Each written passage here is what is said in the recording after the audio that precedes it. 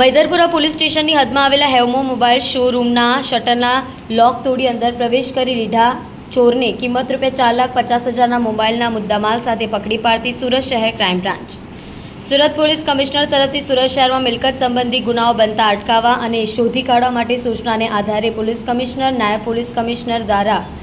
ગુનો શોધી કાઢવા અને બનતા ગુનાઓ અટકાવવા અને આરોપીઓ પર વોચ રાખવા માટે સૂચના આપવામાં આવી હોય તારીખ 28/9/2024ના રાત્રિના સમય દરમિયાન મૈદરપુરા લાલ દરવાજા ખાતે મોટી શેરી નાકા કબીર ભવન દુકાન નંબર 6/1666 હેવમોર મોબાઈલ નામની દુકાનમાંથી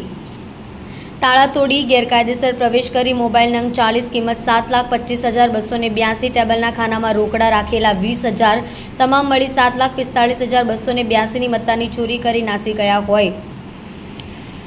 તે દરમિયાન ડીસીબી પોલીસ સ્ટેશનના પોલીસ માણસોને મળેલ બાતમી હકીકતને આધારે પ્રેમ લુકમાન મંડલ ઉંમર 28 આશાપુરી 4 રસ્તા પાંડેસરા હાઉસિંગ પાસે ચાલીમાં ગણેશ મંદિર સામે સુરત મૂળ રહેવાસી ગામ બુંગના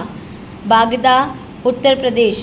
પશ્ચિમ બંગાળના અને પાંડેસરા ખાતેથી ઝડપી પાડી કાયદેસરની કાર્યવાહી કરવામાં આવી છે। ચોરી બાબતે પૂછપરછ કરતા હાલ કોઈ કામ ધંધો કરતો ન હોય, નાણાકીય જરૂરિયાત ઊભી થઈ હોય, મોબાઈલ ચોરી કરી છૂટક વેચાણ કરી પૈસા કમાવાના હેતુથી ચોરી કર્યા હોવાની કબૂલાત કરી છે।